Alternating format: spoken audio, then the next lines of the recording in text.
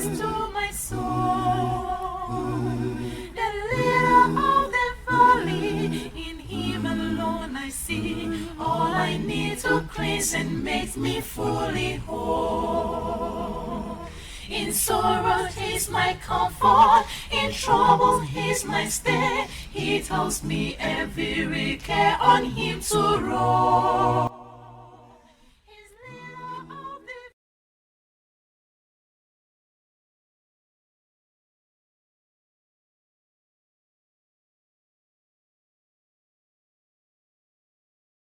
There in these verses we find Jesus says, whoever desires to be great among you shall be your servant.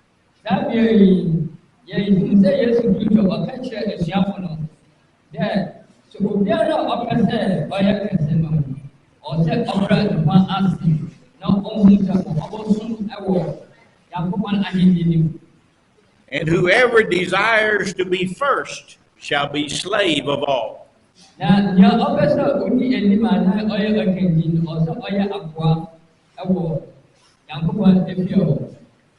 Those are difficult words for us to really follow.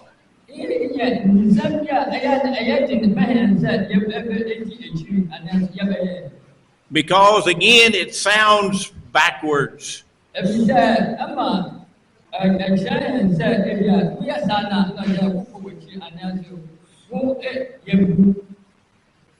We think the great ones are the ones at the top.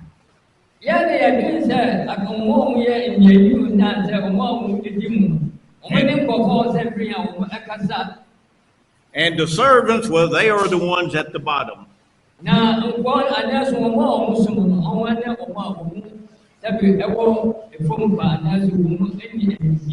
And yet Jesus said, if you're going to be great in his kingdom, you have to be a servant.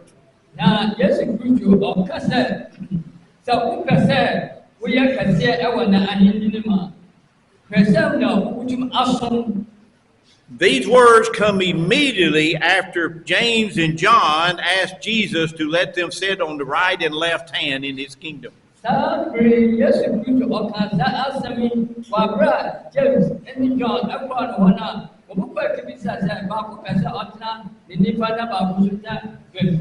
Obviously, they were thinking of an earthly kingdom.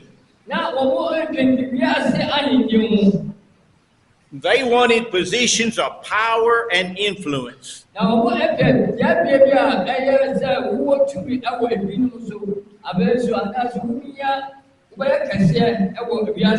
Well, unfortunately, many people want the same thing today.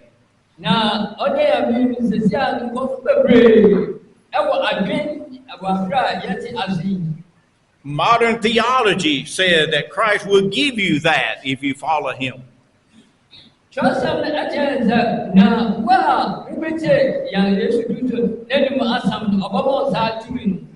Many preachers will proudly teach that if you follow Christ, God will reward you with money.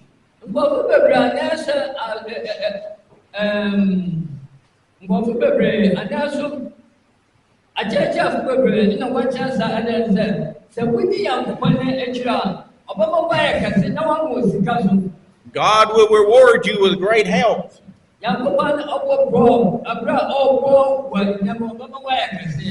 God will reward you with a consistent rise in your life, whatever it might be.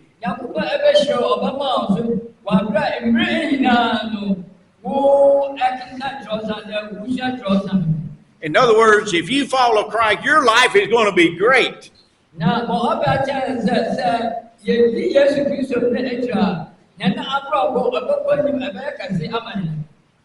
And what problems you do have, well, that's because of sin.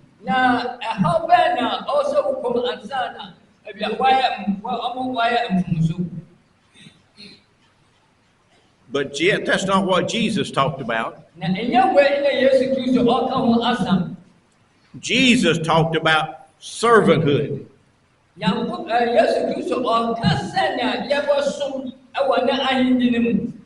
First of all, let's contrast the world's view of leadership and Christ's view of leadership.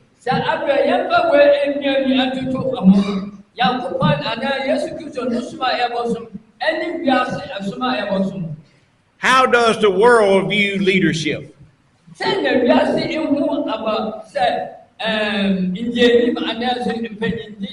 One is leaders want control.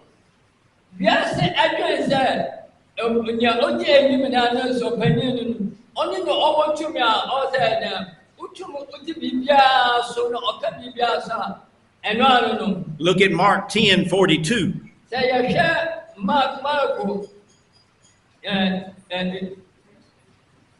10:42 na anaso etidum ntijem eduenu na. There Jesus said, those that are considered rulers over the Gentiles lord it over them, and their great ones exercise authority. Now, as one a certain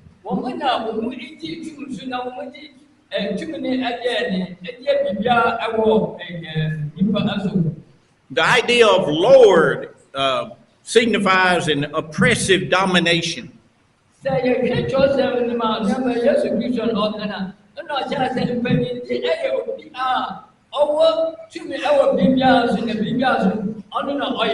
In other words, the world says the leaders exercise control.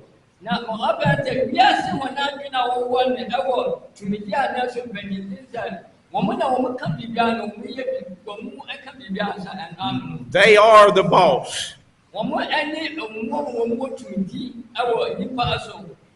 It's often very harsh.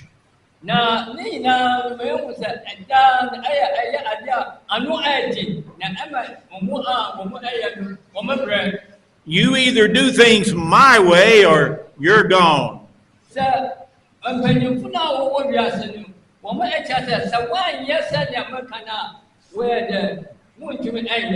The leaders of the world could surround themselves with the most talented and ambitious people. They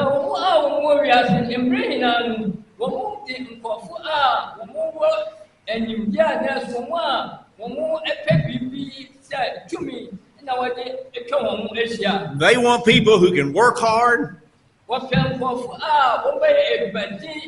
who have great ability. If you're not willing to work hard and you can't do much, I'd have no use for you.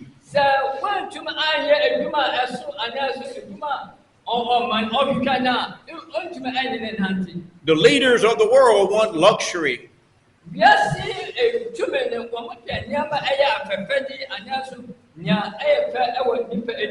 Who has the biggest office in a business?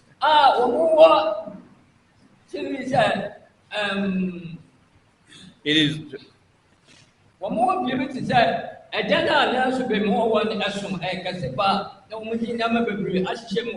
It is always the boss. And if everybody wants that office,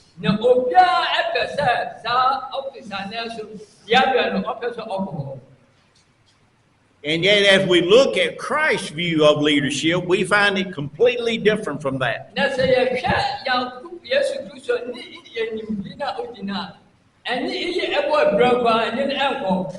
Jesus said the great ones will be a servant. I've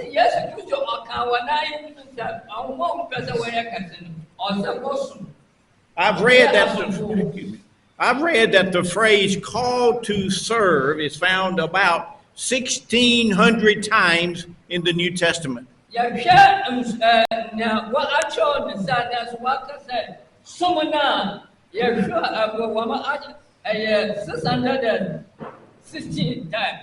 That's 4 times as much as love is found.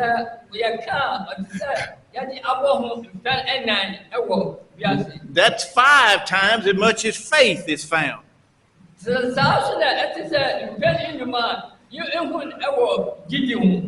So if you asked everybody what is the New Testament about, they'd probably say love and faith.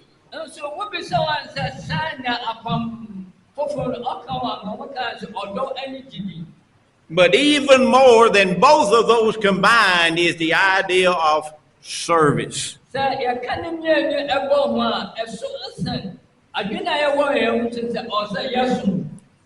And yet you still hear very little about service. na sɛ yɛhwɛ na yɛde toto ho a yɛhu kuma bi anaasɛ ade ketewa bi asen sɛ yɛnsom anaasɛ yɛnsom obiara. In the church, the leader rules solely for the good of the flock. Sɛ yɛhwɛ asafo no mu a obiara ɔyɛ nimdi nipa anaasɛ odi asafo no wayɛ ne ho sɛ ɔbɔsom nkundwa no. They do not seek their own private interest. The church is concerned with the weak, the poor, the sick.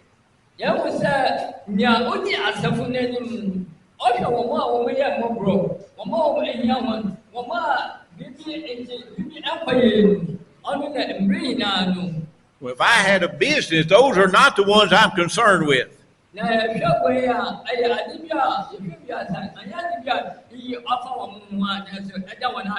Because those type people are of no benefit to me from a business standpoint.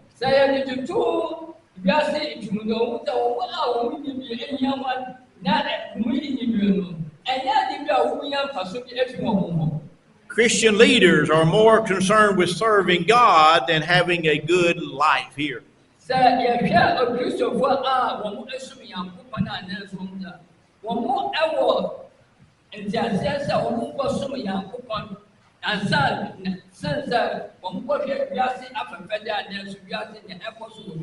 Now, Jesus never condemned the idea of being great.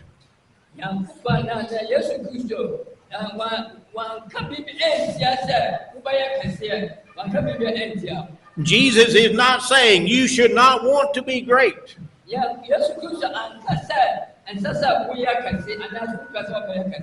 He simply says a different way of being great. Well,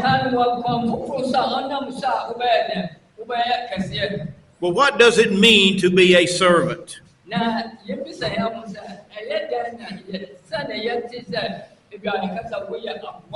Well, it doesn't mean you just do what everybody tells you to do.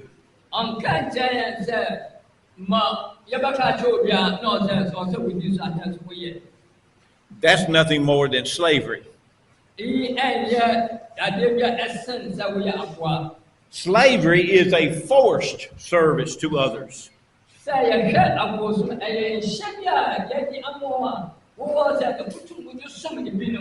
But the kind of service we're talking about is a loving choice you make to serve other people.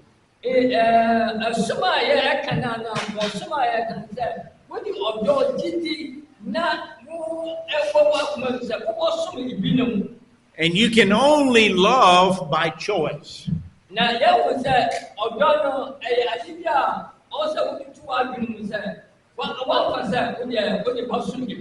In other words, I cannot make you love me.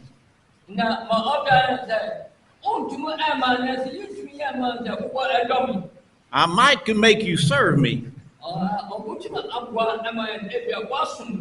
but I can never make you love me. So service is a loving choice you make to minister to others.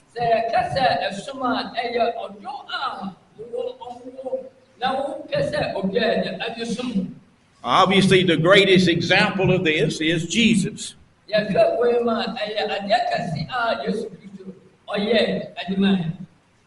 Mark 10, verse 45.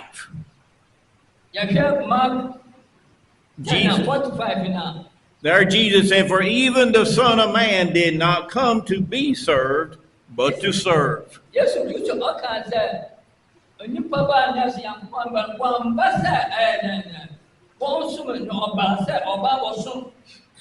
Jesus was the greatest leader of all.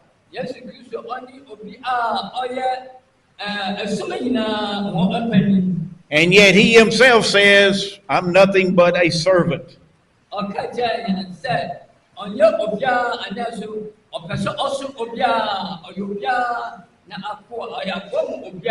In Luke 22 and verse 27, he said, I am among you as one who serves.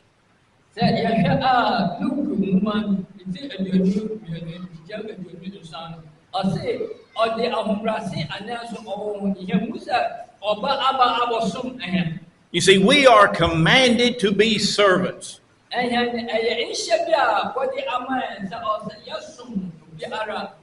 Look at Galatians 5, verse 13.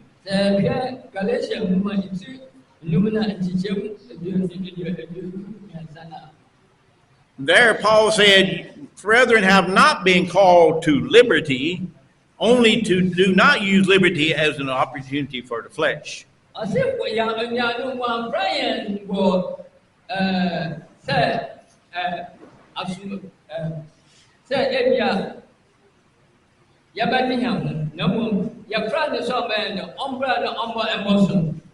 At the end of that verse, he said, but through love serve one another.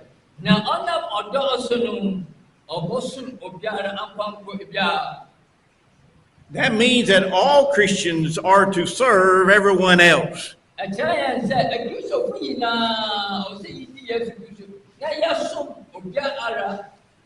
That does not say everyone serves the preacher or the leaders or the elders.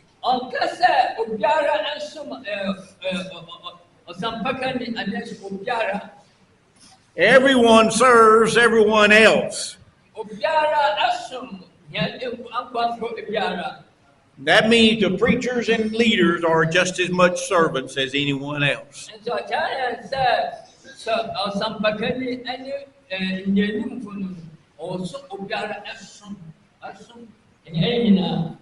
But how can we be servants? Because, like I said, from the worldly standpoint, it sounds contradictory.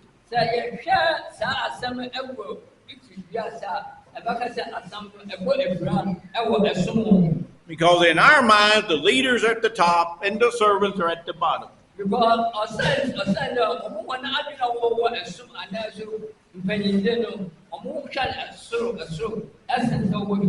How in the world can you be at the top and be at the bottom at the same time?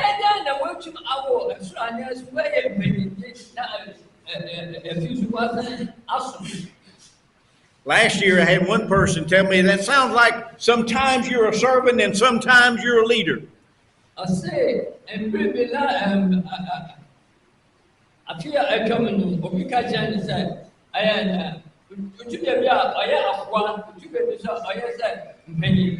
But that's not true. Was Christ sometimes a leader and sometimes a servant?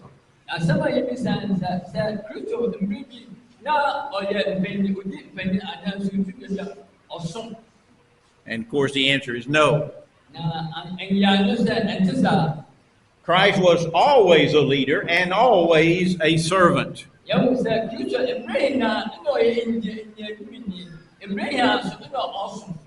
So it's difficult to be a servant leader.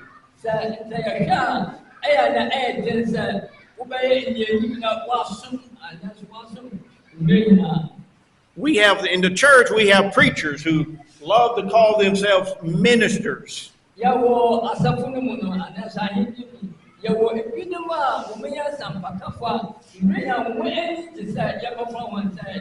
I am the minister of this church.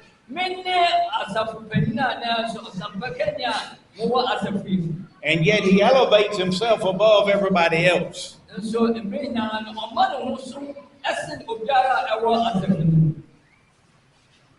He should be a servant.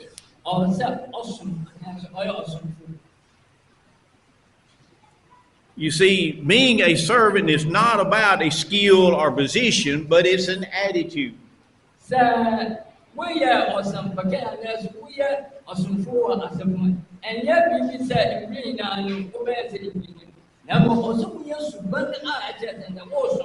You see, servant leaders serve the people.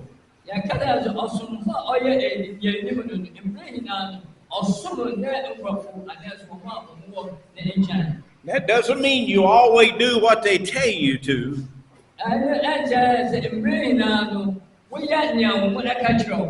But you do things that's best for them, for their interest.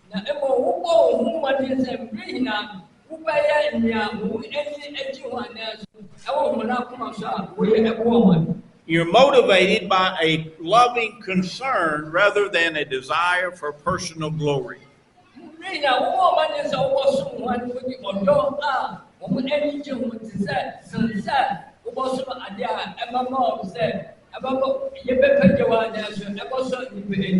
Love is the only motivation that will cause you to be a servant.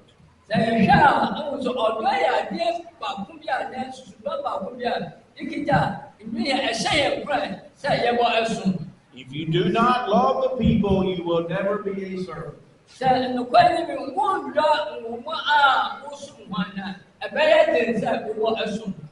Servant leaders are unselfish.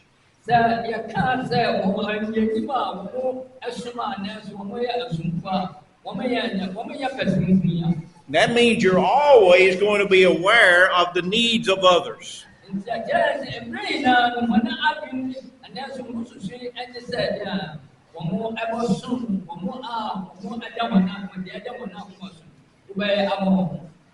So often we are concerned with my needs and my desires, but very little concern for the needs and desires of others.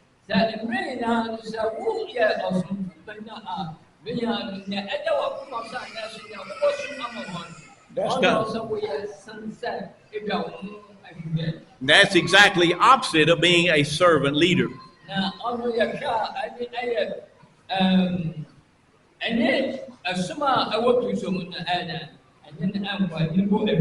Servant leaders are sacrificial.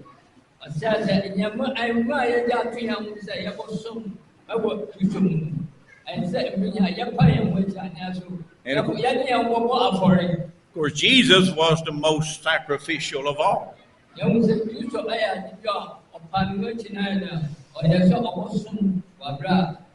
His entire life was a sacrifice.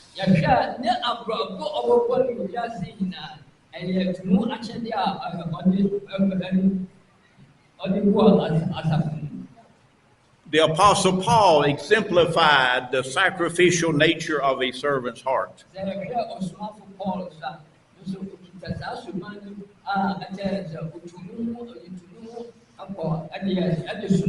In Philippians 3 verse 8, he said, I've suffered the loss of all things.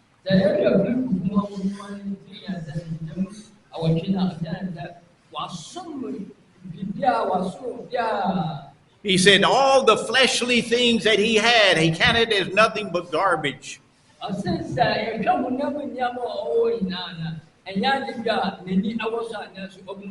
So that he might gain Christ.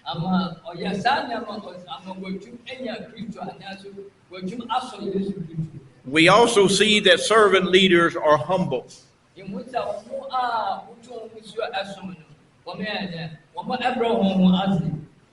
And again, as I said, humility is not just thinking poor of yourself.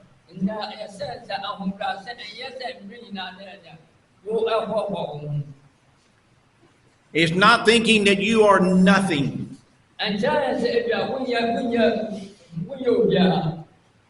a matter of fact, you have to have very much self-confidence in yourself in order to be a servant.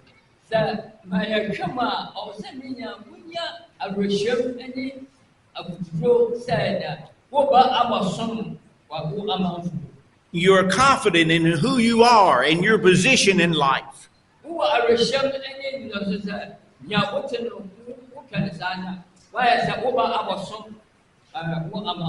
Because unless you are, you will never be willing to be a servant to someone else.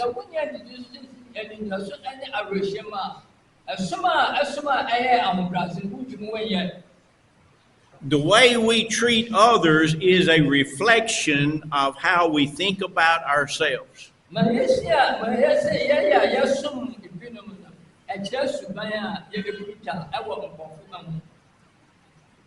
We all know that some people are mistreat children and they help us.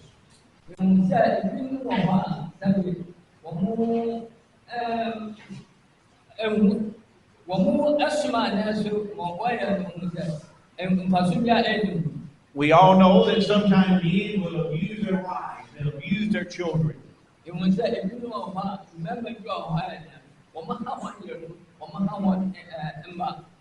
They will be very harsh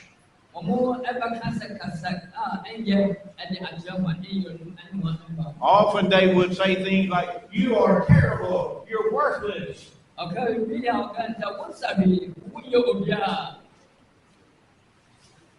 But you know, the ones that do that most often are not the big, strong, powerful people.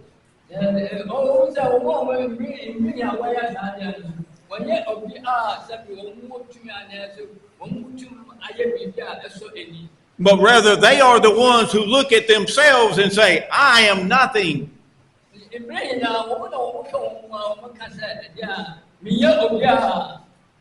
And because they consider themselves to be nothing, they treat others as if they are nothing.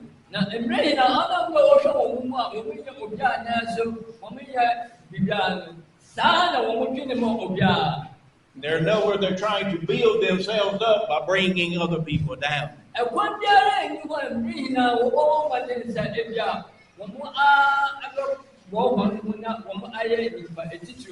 That's why unless you are secure in yourself, in your relationship with God, you will never be a servant.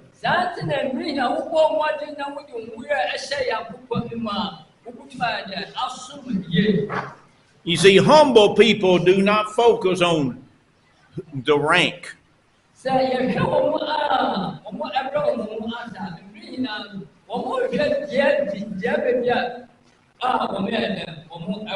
They're not focusing on who is at the top.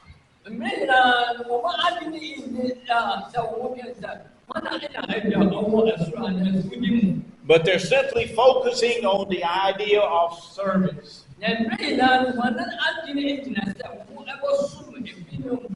Of getting the job done.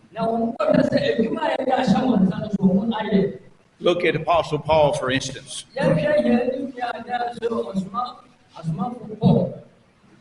Paul says, "I planted, Apollos watered, but God gave the increase."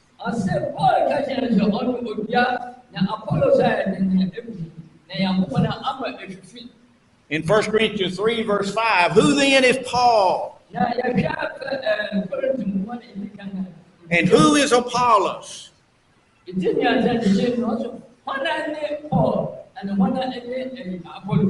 We're nothing but ministers or servants through whom you believe.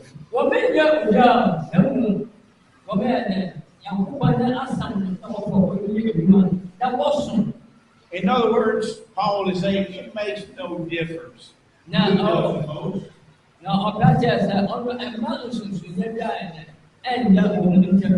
It makes no difference whether you converted that person or I did.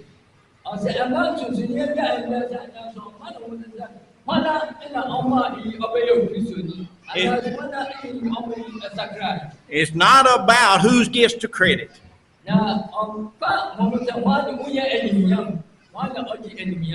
But it's all about the glory of God.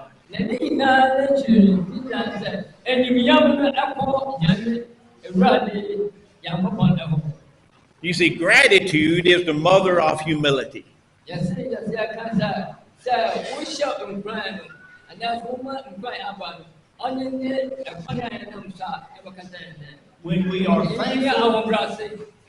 When we are thankful to God for who we are and what we have,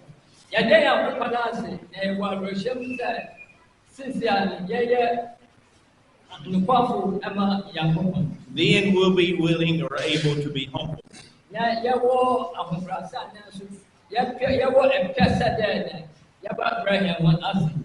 Now, what are some practical aspects of being a servant leader?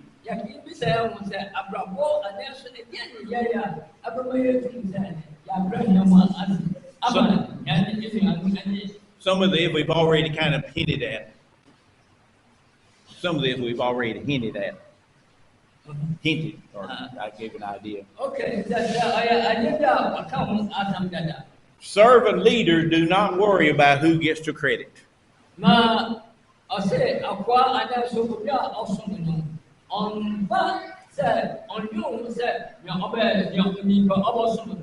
You know, colleges and church papers are filled with announcements of honor.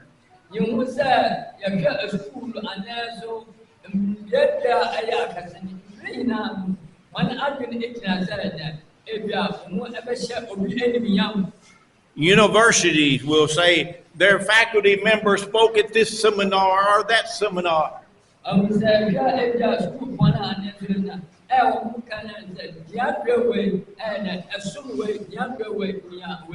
Or they'll focus on the great honor that their faculty members have received.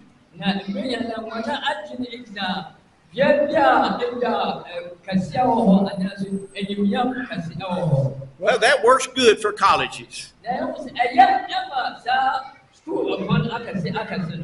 Because it lets the people know how educated and their faculty is.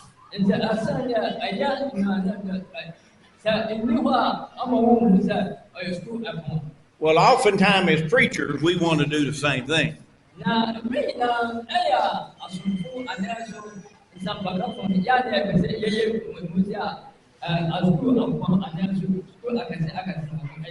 Preachers often want to parade their accomplishments right after their name.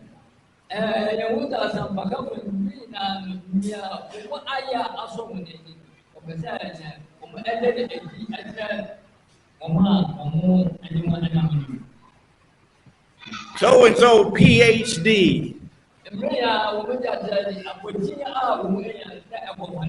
Or MTH, or whatever degree they might have.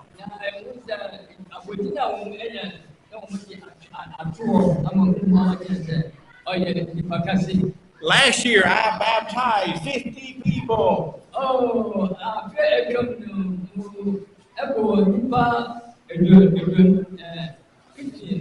When I came here, this church was 20 people. Now it's 100 people. Look what I have done.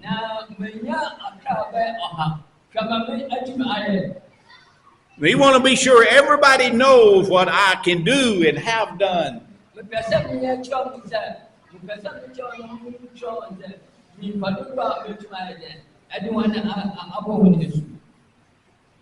But are you doing it just to get credit? You didn't grow that church all by yourself. You didn't baptize 50 people last year all by yourself.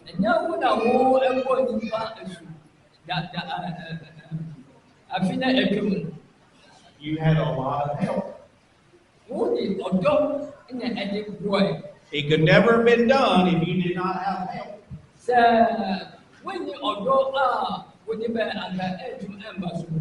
But you see, all he wants is, look what I have done.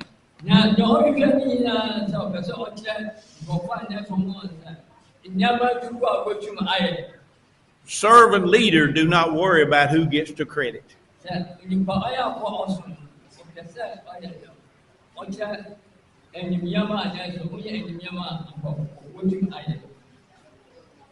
Jesus said, the greatest shall be the first shall be the last.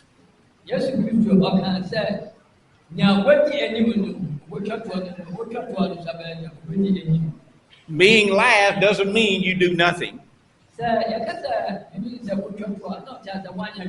But it means it's a choice you make to elevate others above yourself.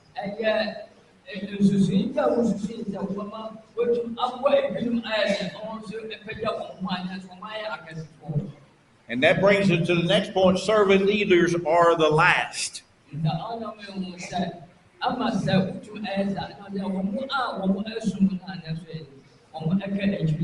Our society pushes everyone to be first.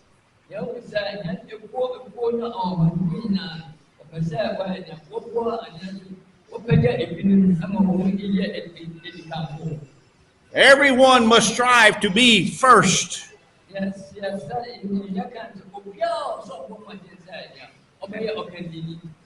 And materially speaking, there's nothing wrong with being first.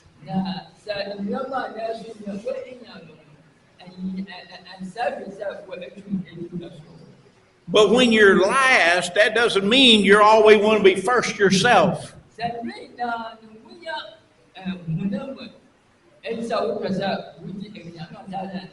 But it means you're always helping others to grow.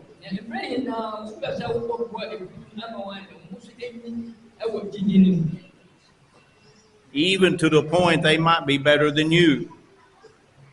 Even to the point they might be better than you.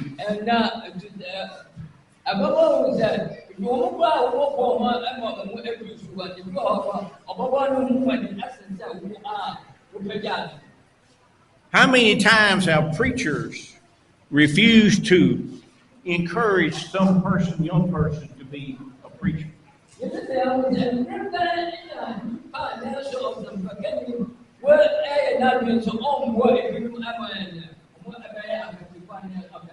It's not because he did not see potential.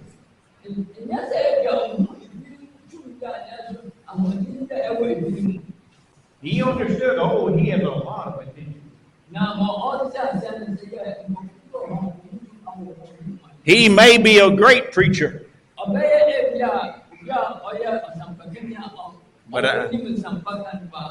but I've got to really watch him because he will take my job.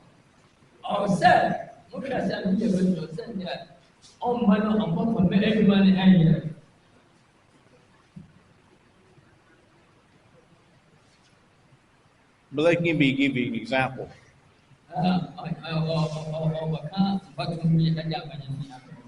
Let's suppose you have a son, and you encourage that son to become a preacher. And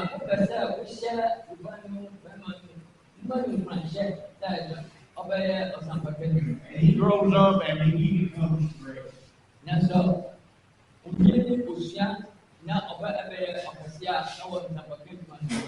He's well known. People love him. And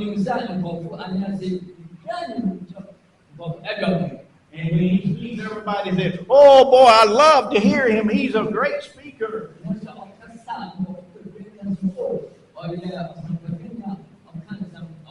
What are you going to say? Are you going to become jealous and envious? No,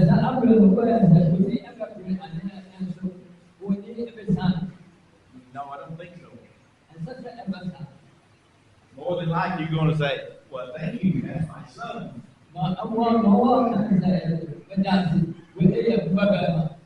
You're proud that your son even becomes better than you.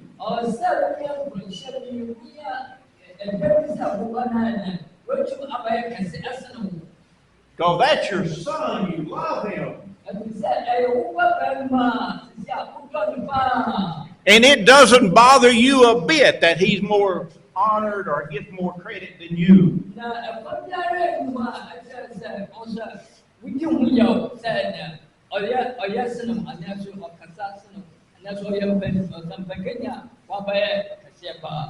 Well, it should be that way in the church too.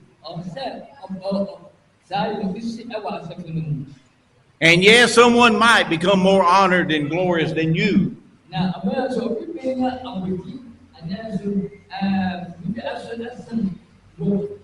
But so what? Because he came from your congregation.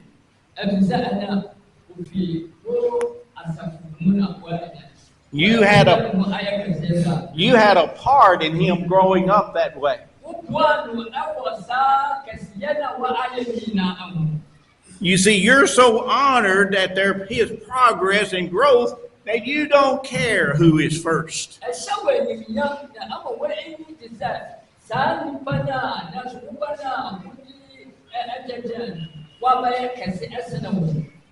John the Baptist said that Jesus must increase and I must decrease.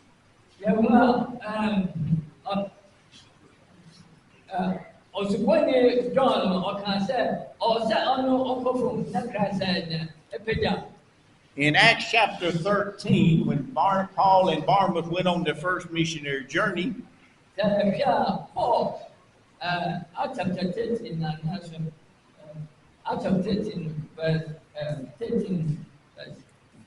in chapter 13 in verse 2, it says Barnabas and Paul. That indicates Barnabas was the chief member or the most well-known person.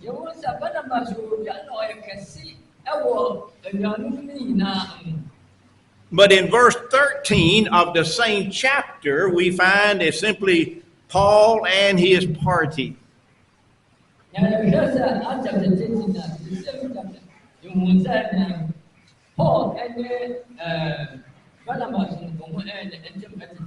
Barnabas is not even mentioned. It's simply Paul and everybody else. In Acts 14 in verse 12, it said that Paul was the chief speaker.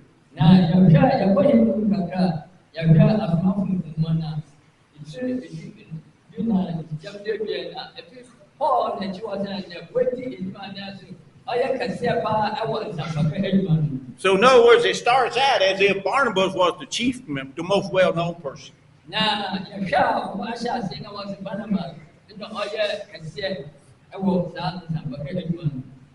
But it soon winds up being Paul who is most well-known.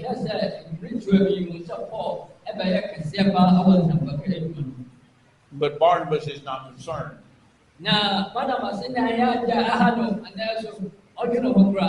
He doesn't quit just because Paul gets more credit.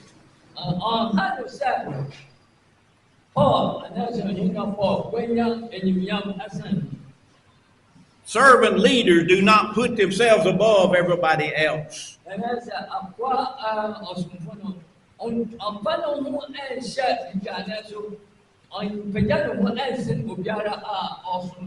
Many preachers will not want to do hard work.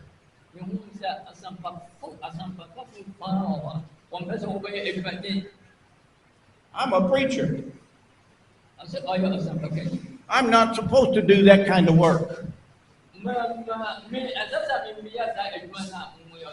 That's other people.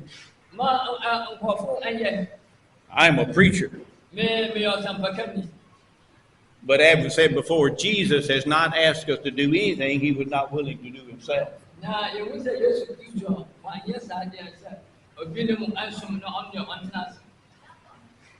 Jesus was not just a preacher.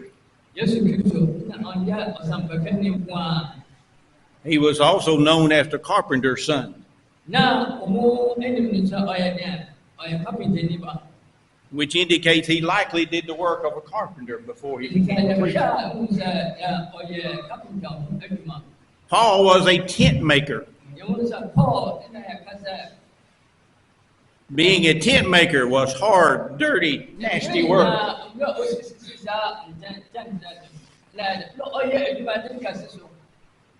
And yet he's willing to do it for the good of the church.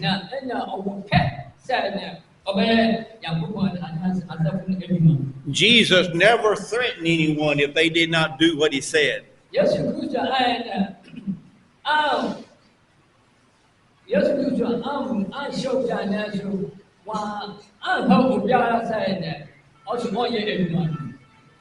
Leaders lead by example.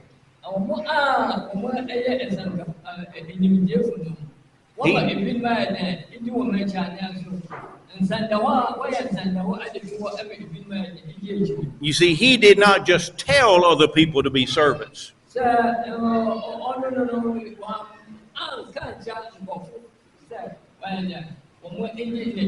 He was actually willing to wash the feet of his disciples. Servant leaders make themselves nothing.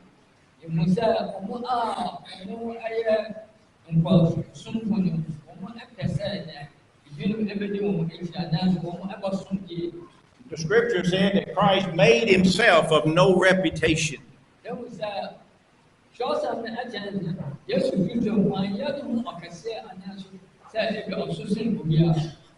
You know, image is important to many people.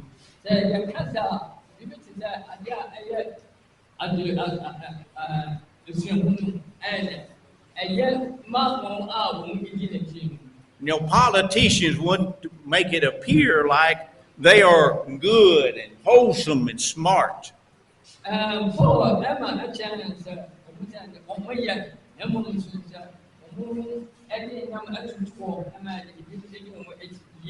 Well, that's good for politicians if they want to get elected.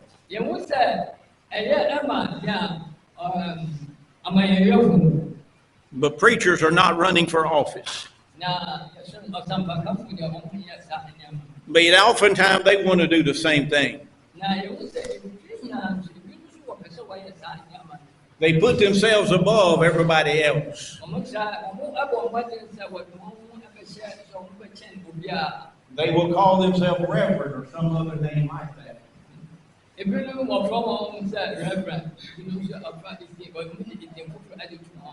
That automatically makes you different.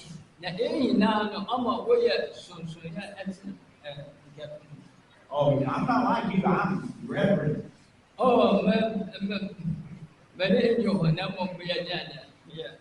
In the minds of everybody else, that automatically means that I'm more holy, I'm more spiritual, that I have a closer relationship to God. Or some people may say he's a man of the cloth.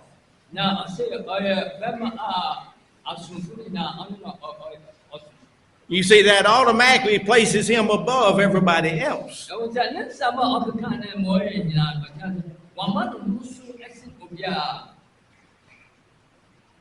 But the preacher, just like everybody else, he has the same flaws and the same weaknesses as anyone.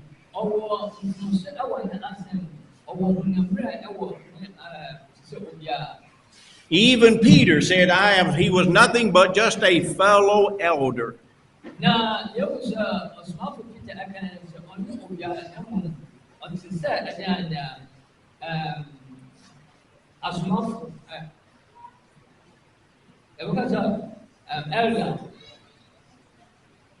And finally, servant leaders serve the church.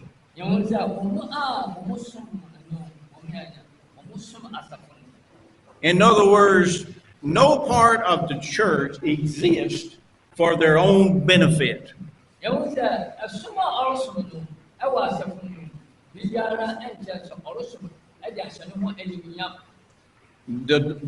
The church does not exist so that the church can serve the leader.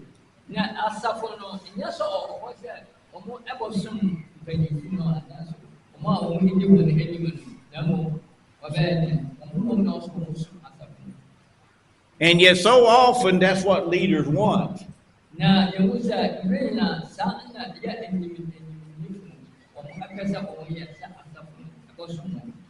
The church serves me. I worked hard. I'm getting old now. And I deserve this.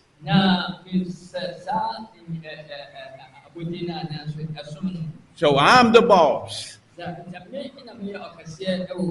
And everybody else does what I say.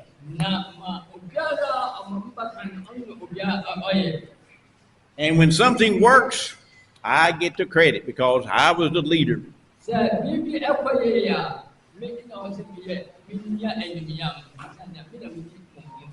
And I don't sacrifice anymore.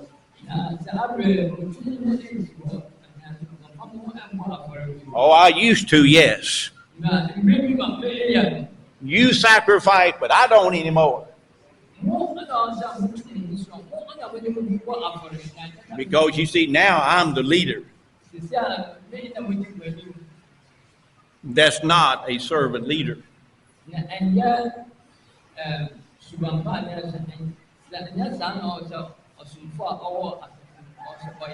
You see, servant leaders refuses self-promotion and glorification.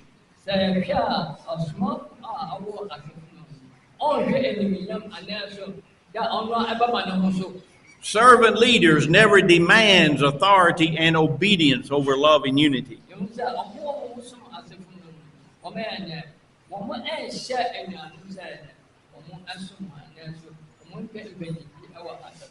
The clergy should not be an elite group with certain privileges that come simply because they are preachers.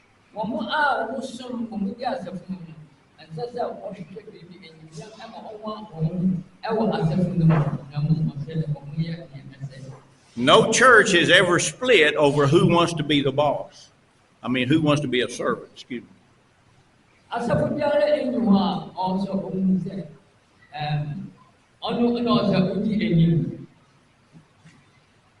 But church is split over two groups, both wanting power.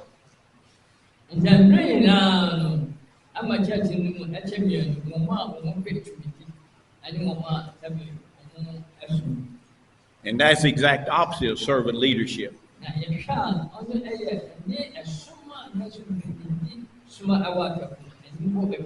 You see, leadership is not a position that you seek to attain.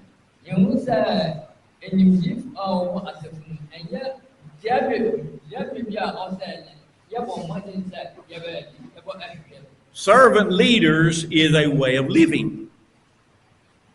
It's a way of living.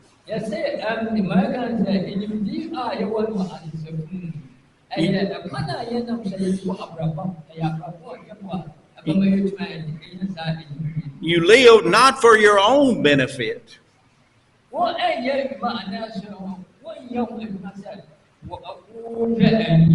but you live for the benefit of the church and for the benefit of others.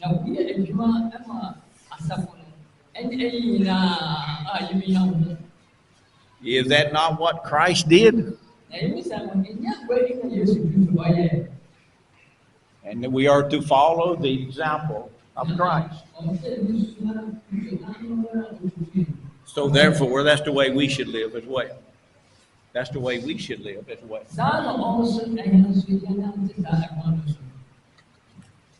Okay, that's all for now.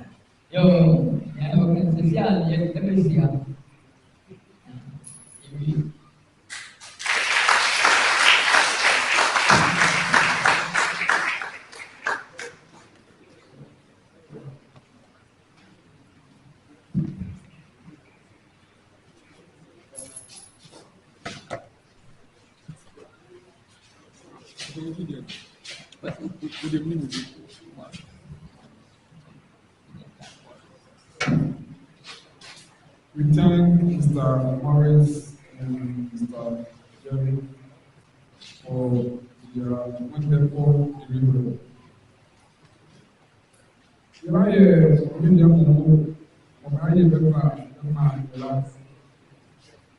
Come on, get down to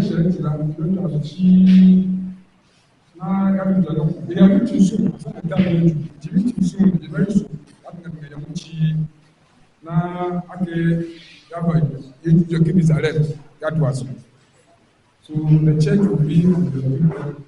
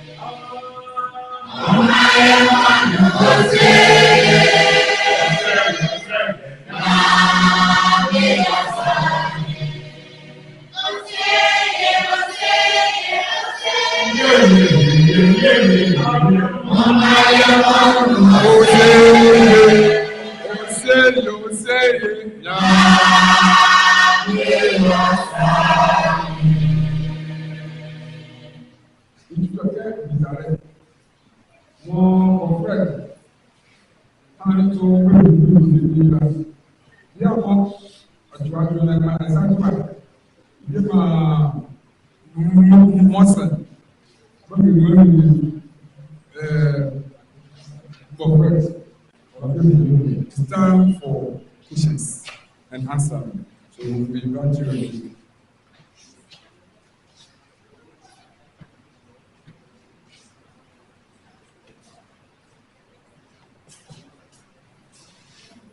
Mark.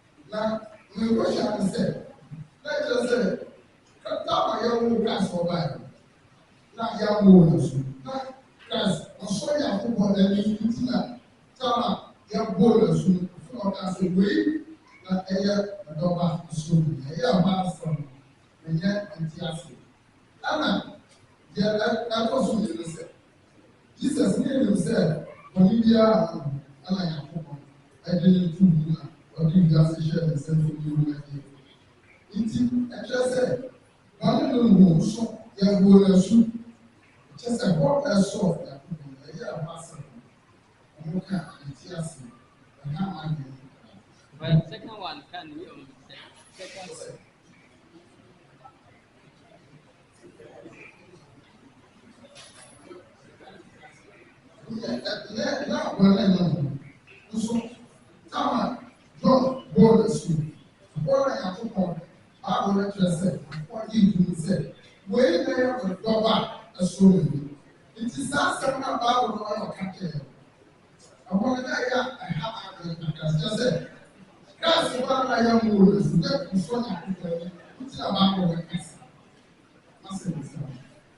So brother, he's saying that on the first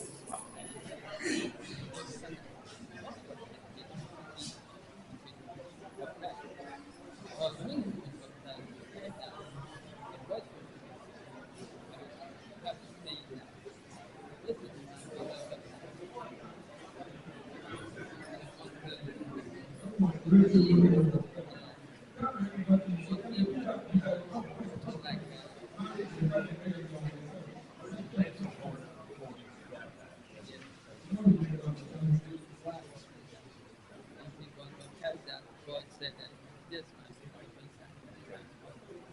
Okay, he doesn't understand that. I think. Well, that's getting into a really different subject than what we're talking about today.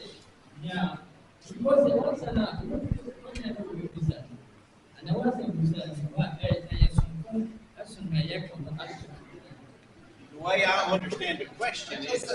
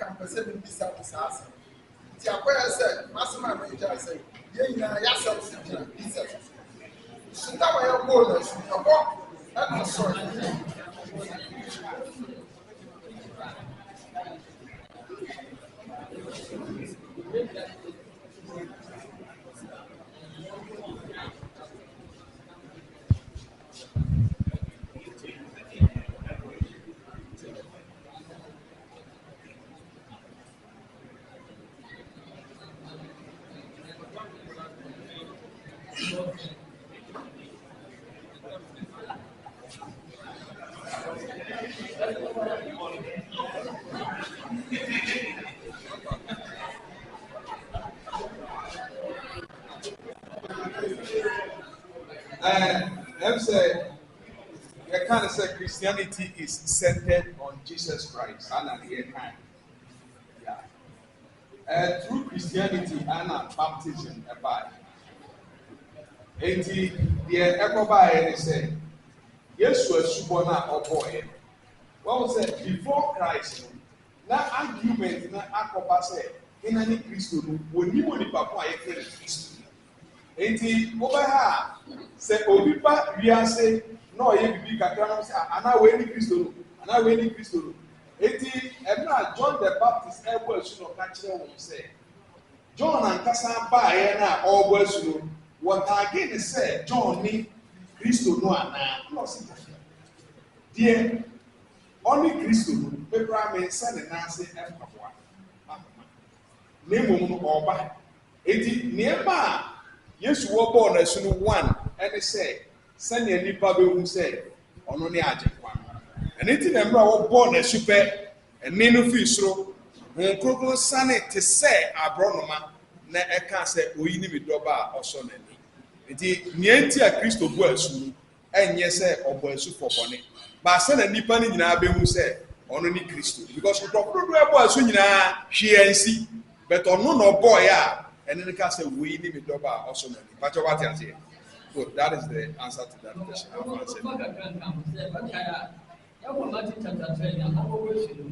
My statement is John said, and then ask him for one I'm a Mayaka ask someone.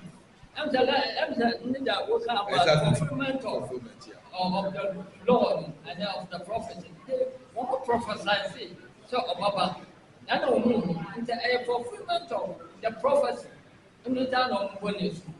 Now, yes, yeah, kind of more a fulfillment of prophecy. And now, it's just more around now.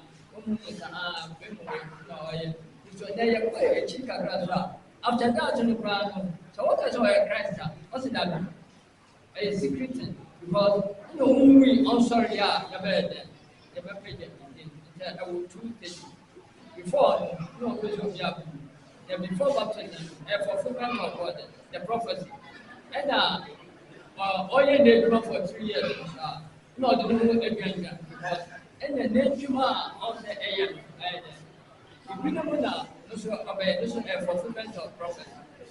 The second question here. No question. Yeah, I'm done.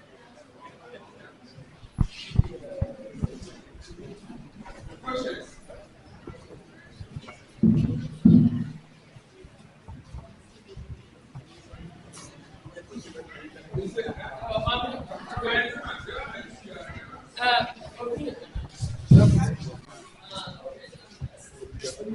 Kende.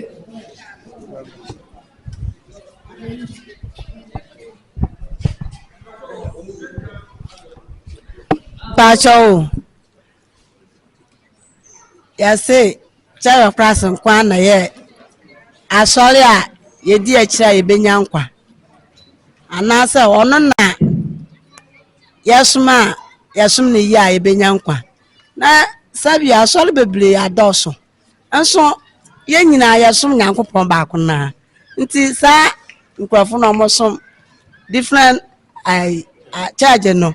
Omo de ankwa de na eni ho ma omo ana.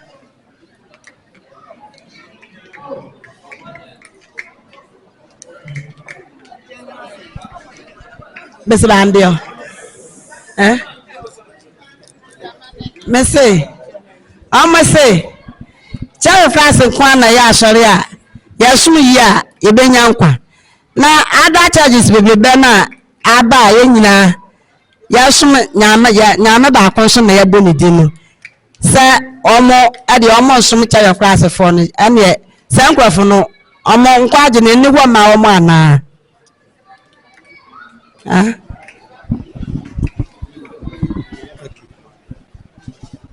You can use it.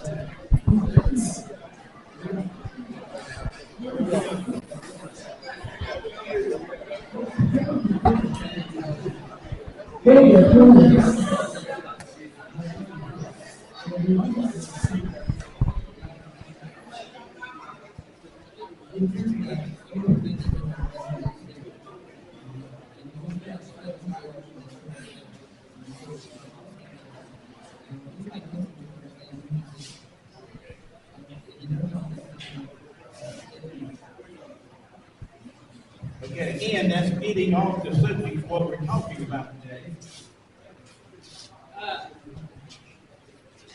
Getting off the subject of what we're talking about. Now, all can say, What's some now with the bear? And then you come answer. Yeah, come. I will try to give a quick answer. Now, when also Obama was this Mommy, Mama, I have also, and come on, ask something about Obama was this we are not. I think we need to be very careful making statements like only those in the Church of Christ is going to be saved. Also, yeah, I was asked something I can say. I don't know what you should ask from what we have. Because that sounds very arrogant. Now, Obacha said, yeah, something else I want to be away. It sounds very holier than thou attitude.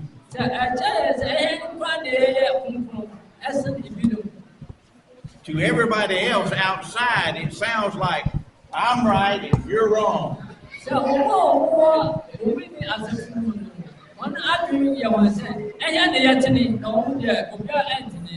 But of course, they don't think they're wrong.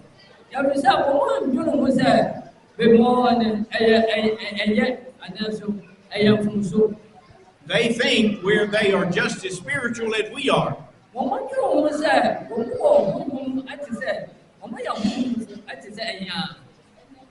And what that sounds like, it sounds like I'm saying, since I'm a member of this church, it makes me a lot better because this church is better than your church. Now,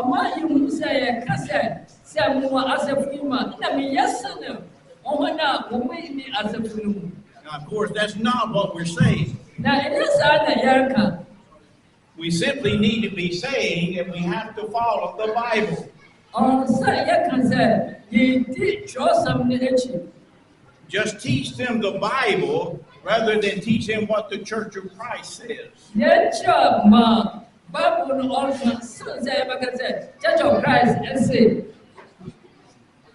No, it leaves the name out of it as much as you can.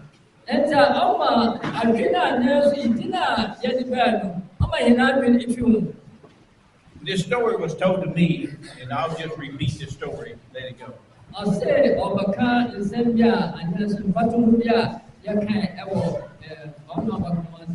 Many years ago, there was a small town in the U.S. and a church was started there in that small town.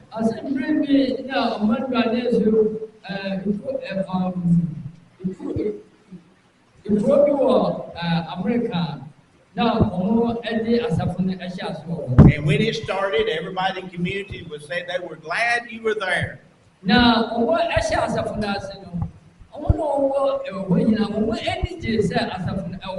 And the people of the community were visiting the church and everything was seemed to be doing well.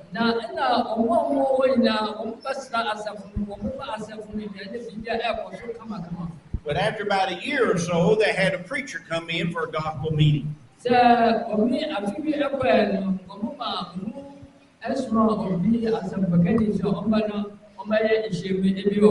And that preacher said, unless you're a member of the Church of Christ, you're going to hell. And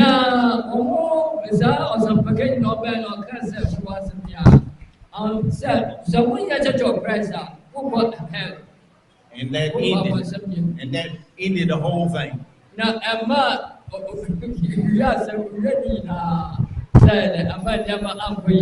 The church has struggled ever since.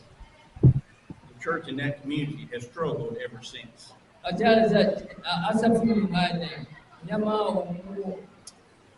So be careful how we make statements. The statement may be true, but it just sounds bad, sounds wrong.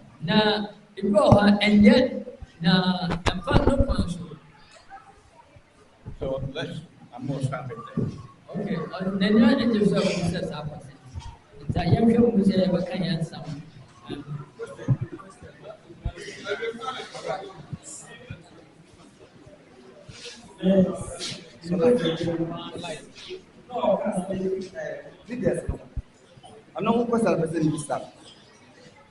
or cheerleaders.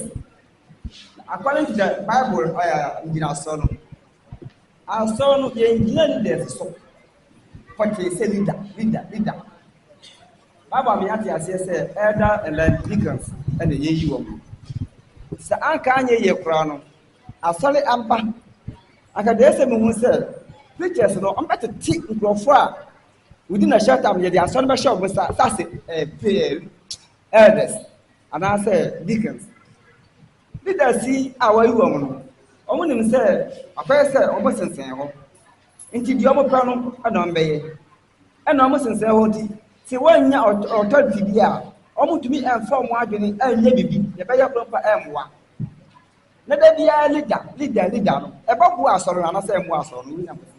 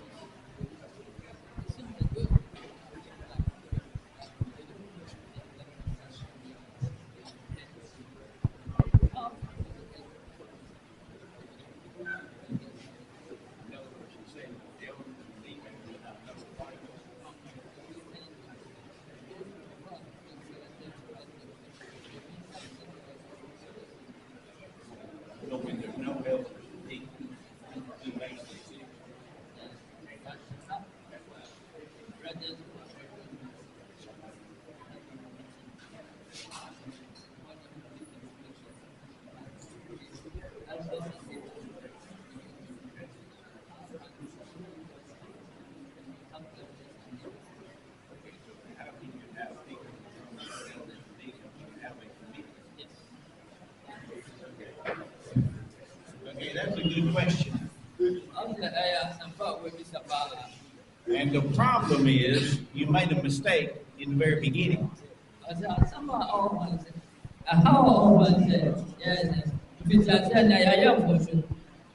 The mistake was by making a committee of people who were not qualified to be elders.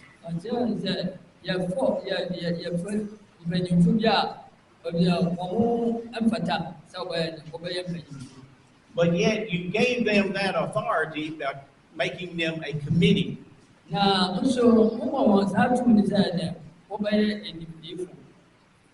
They basically become the elders.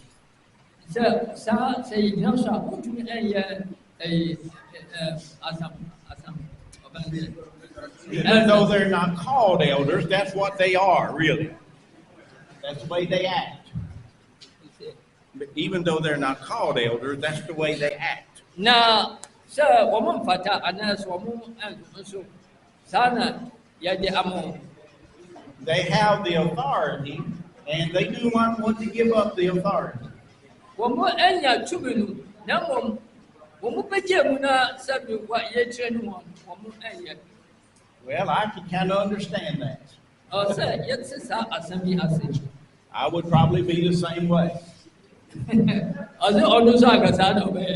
Many preachers are the authority in churches, and they do not want elders either.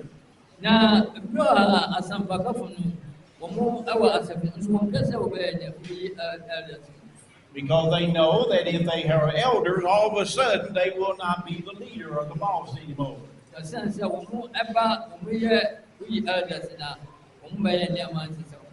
Well, all of that is a misunderstanding of what servant leadership is all about.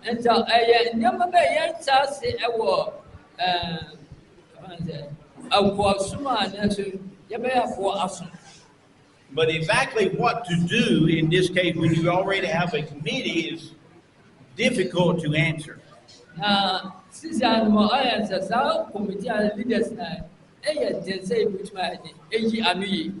Because it varies depending on the people involved in the situation.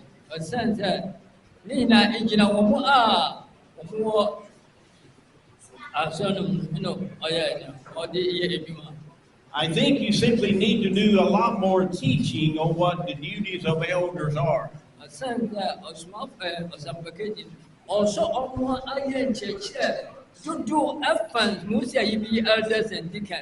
Teaching on the qualifications of elders.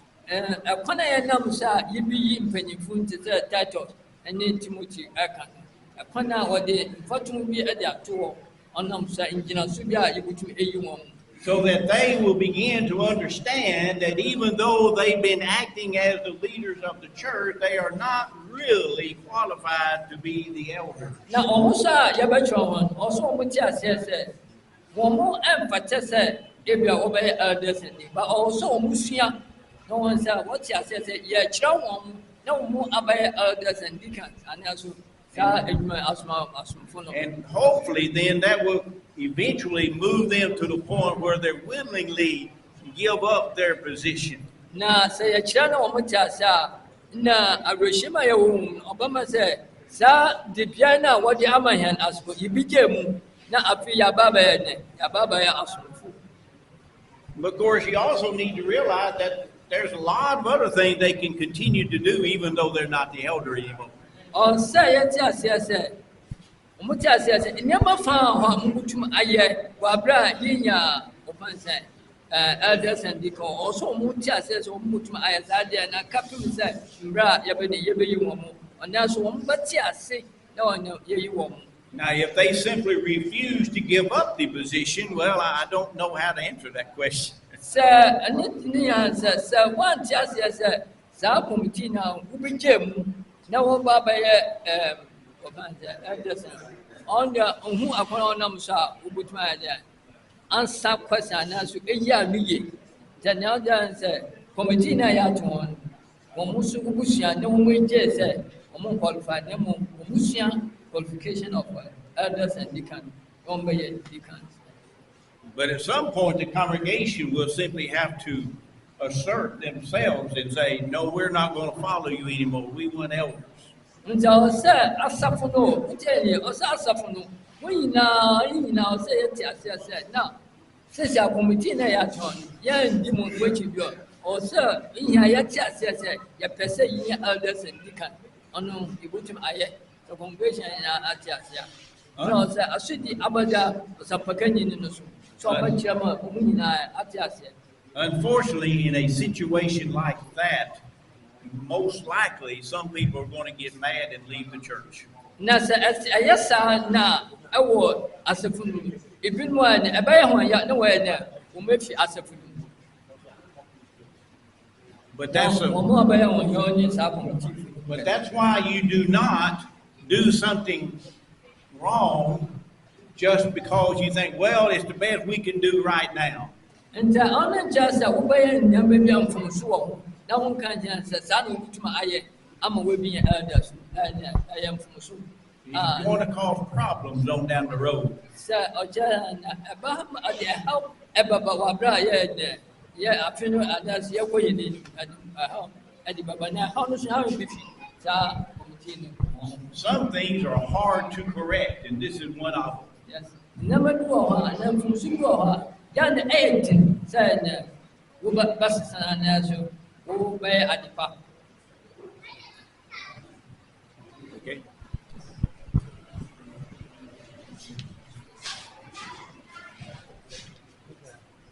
Hello. I have a question here. Hello. My name is Anthony from Ekropon. This morning, I'm very grateful for your insightful and in-depth teaching today. I've learned that even in the political arena or in the social arena or in the religious arena, I have to be a servant leader. I'm very grateful for that. Now, in your lectures, you made mention that modern religious teachings indicate that Christians are of the view that they will be rewarded with riches, good health, etc. Now, Jesus Christ was also meaning differently. He was meaning servanthood, right? My question is it that bad or wrong for a devoted Christian to acquire riches, or is it that always a Christian should be wallowing in poverty? And I'll be very grateful if you can cite 1 or 2 examples from your end, from the United States, Christians who are also billionaires. so that it will guide me in whatever that I do. Thank you.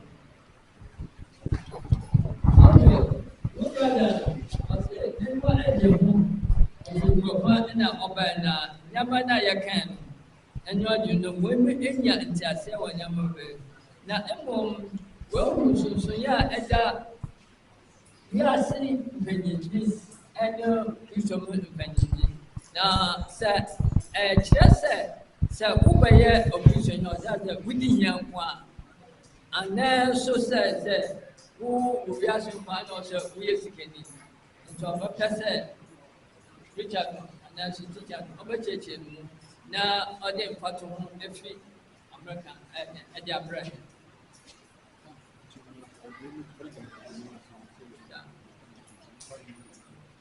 So, I'm more data, but the other for who was in the banner one answer.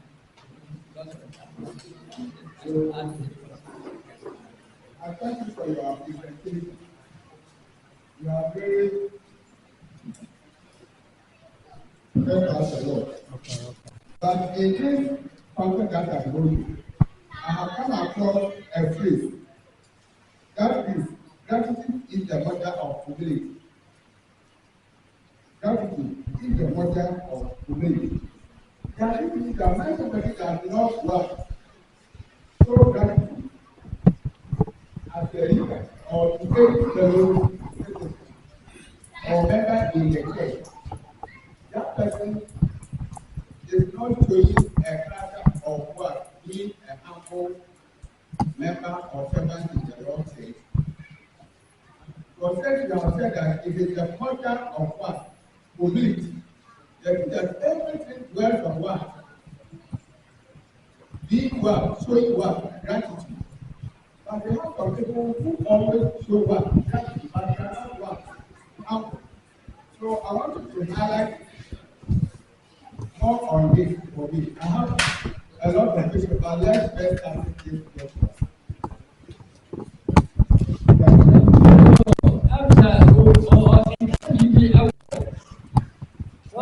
Said, Obia, or Brandon Hansen, not just always maybe as a way of being others. Gratitude himself, Obia and also with me. And to say, I won't Braseno. There was a dinner that's an Indian and said, we are baby Amana, also with me. And tap, oh, Pinuma, so we are never get a soul in the Brassi. So that's why baby Amana, but this man, I doesn't go down. Into a person, said, Omoa, Omo, a baby, Momona, Omo, I just see in others, Omo, Brassi. What's he saying? He's saying that.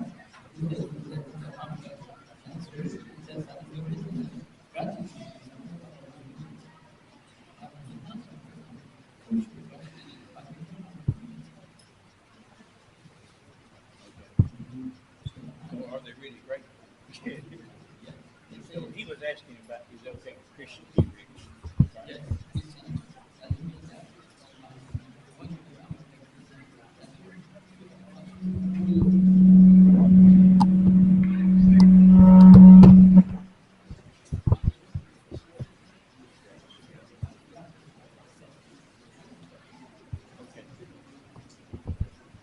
Okay, those are two questions. Let me try to answer them very quickly. Very quick answer, yes. I believe Christians can be rich and still be a Christian at the same time. Translate that. Jesus said, "O Christian, if we keep an eye on the phone, now at the same time, why are Christian?" Remember, being rich is a perspective.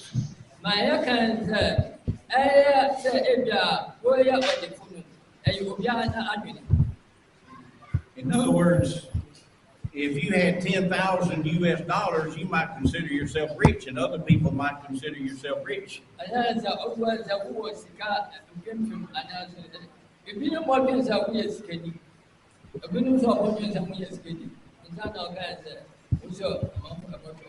But in the U.S., no one would consider that person rich. Now, sir, you share diploma or one. Uja and Yana doing $10,000.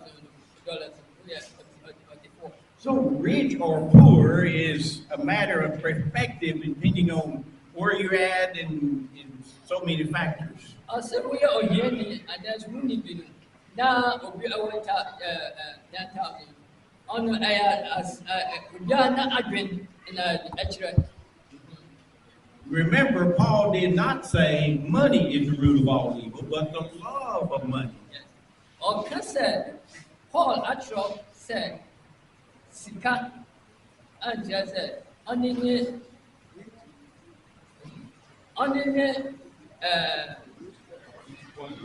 Bonina internet. No, although, Yawoba, a Japan, only Bonina internet. And you can be poor and still love money. You put my every need. Also, your bed, Yanni, Apple was the castle. Your boat does say yes, So it's not a matter of if you have too much money, you're not a Christian. Now, I said, so who was the only just a Christian. But it's a matter of how did you get your money and what do you do with it. And he lands and upon now, who knows so many years ago. Now,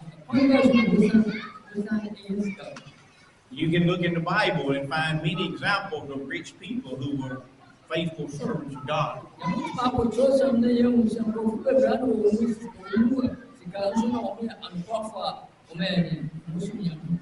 I'm thinking about Abraham and Job.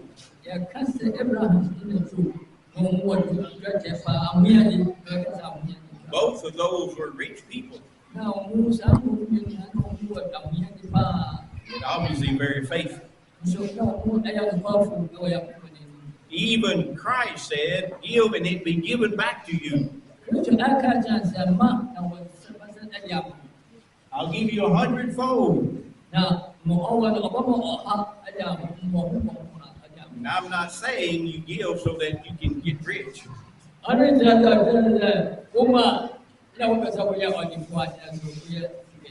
But that does indicate that just having some possessions is not wrong.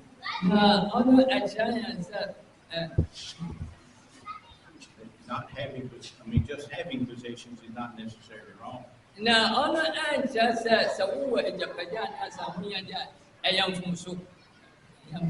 So it's a matter of what you do with it. And I know people who are fairly wealthy and yet they are very generous.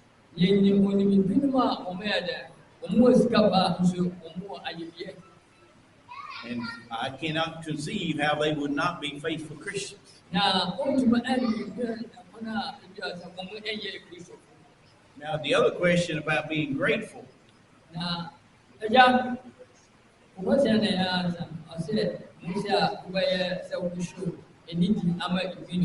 When I made that statement is, what I'm saying is, you cannot be humble if you're not thankful.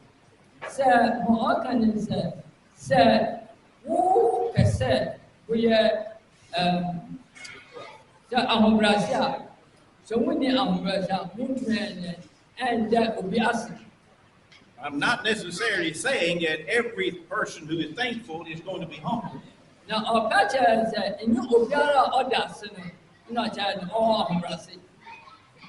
but if you are thankful, really thankful, then that means you understand that whatever you have or whatever you have done is not due to your own goodness or whatever by yourself. Now, all that is that if you are really anything, and that's what they say, only just a one more day, when you did, and I when you go on, or that's why.